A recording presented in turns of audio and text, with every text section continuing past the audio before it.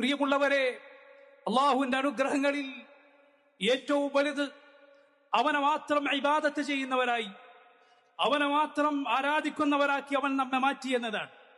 മുഹമ്മദ് സല്ലല്ലാഹു അലൈഹി വസല്ലം അവിടുന്ന് മക്കയുടെ ആളുകൾ കൂടുന്ന മക്കയുടെ ഇടങ്ങളിൽ എഴുന്നേറ്റു നിന്നുകൊണ്ട് ജനങ്ങളെ വിളിച്ച ആ ദീനേതോ, ആ ആദർശമേതോ, അത് സ്വീകരിക്കാൻ അള്ളാഹു നമുക്ക് തൗഫീഖേകി എന്നത് പ്രിയമുള്ളവരെ എത്ര വലിയ അനുഗ്രഹമാണ്.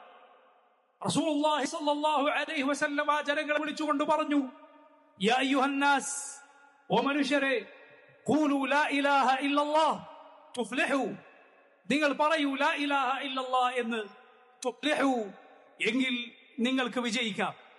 പ്രിയമുള്ളവരെ, ബിലാൽ റളിയല്ലാഹു അൻഹു ശത്രുക്കൾ ആ മഹാനായ സഹാബിയെ ചുട്ടുപൊള്ളുന്ന മണലിൽ കിടത്തി അവിടുത്തെ ശരീരത്തിനു മുകളിൽ കല്ലുകൾ കയറ്റി വെച്ച് ലാത്തെ വിളിക്ക്, ഉസ്സയെ വിളിക്കട എന്നിങ്ങനെ പറഞ്ഞ് ഭീഷണിപ്പെടുത്തുമ്പോൾ അഹദ് അഹദ് എന്ന്, അള്ളാഹു മാത്രമെന്ന അവർക്ക് ഏറ്റവും വെറുപ്പുണ്ടാക്കുന്ന, അവർക്കൊരിക്കലും സ്വീകരിക്കാൻ സാധിക്കാത്ത, അംഗീകരിക്കാൻ അവർ തയ്യാറല്ലാത്ത ഏറ്റവും വലിയ സത്യം അത് വിളിച്ചു പറഞ്ഞുവെങ്കിൽ, പ്രിയമുള്ളവരെ, 1400 കൊല്ലങ്ങൾക്കിപ്പുറം ആ ദീൻ സ്വീകരിച്ചുകൊണ്ട് അഹദ് അഹദ്, അള്ളാഹു അല്ലാത്ത ഒരാളെയും എനിക്ക് ഇലാഹായി വേണ്ടതില്ല, ഞാൻ എന്റെ റബ്ബിനെ മാത്രമേ ഇബാദത്ത് ചെയ്യുകയുള്ളൂ എന്ന ഈ ആദർശത്തിൽ, ഈ തൗഹീദിന്റെ വഴിയിൽ നിലകൊള്ളാൻ, അത് പ്രഖ്യാപിക്കാൻ സാധിക്കുന്നുവെങ്കിൽ എത്ര വലിയ നിഅമത്താണത്!